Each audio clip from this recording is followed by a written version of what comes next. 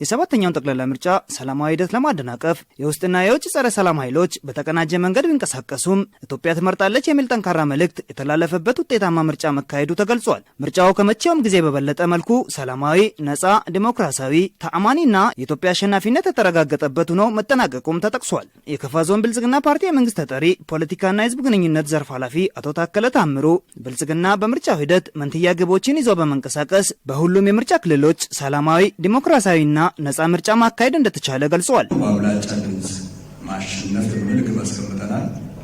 ያ ደግሞ ሊሆን የሚችለው በአባላትና በደጋፊዎቻችን ጥንካሬና በህዝቡ አንድነት ላይ የተመሰረተ እንዲሆን እንደዚሁም ቀን ከሌሊት እየገመገምን እየመራን የመጣንበት ሁኔታ አለ።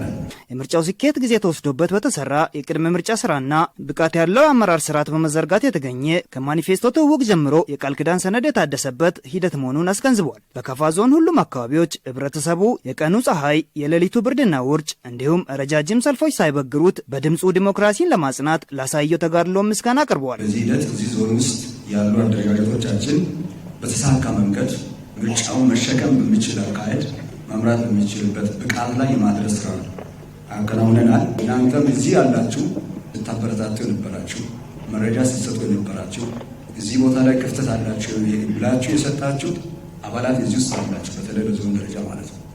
የእናንተ ሚና በጣም ከፍተኛ ስለነበረ ለእናንተ ሞራል ሊሰጡ ደስ። ከፋ ዞን ብልጽግና ፓርቲ ቅርንጫፍ ጽህፈት ቤት ረዳት ተጠሪና የአደረጃጀት ዘርፍ ኃላፊ አቶ ጋዋ አባ መጫ የምርጫ ስራዎችን በስኬት ለማጠናቀቅ ከፍተኛ ርብርብ መደረጉን ተናግሯል። በከፋ ዞን ደረጃ መንትያ ግቦቻችን ጤናማ በሆነ ሁኔታ ተሳክቷል። ይሄም የእናንተ ማንነት ነጸብራቅ ነው። እዚህ ማዕከል ላይ ሆነን የምናስተላልፋቸው መልእክቶችና እንቅስቃሴዎች ሁሉ ከፋ ዞን ውስጥ ላይ ላተረፍነውና ሀገር ላስቆጠር ነው።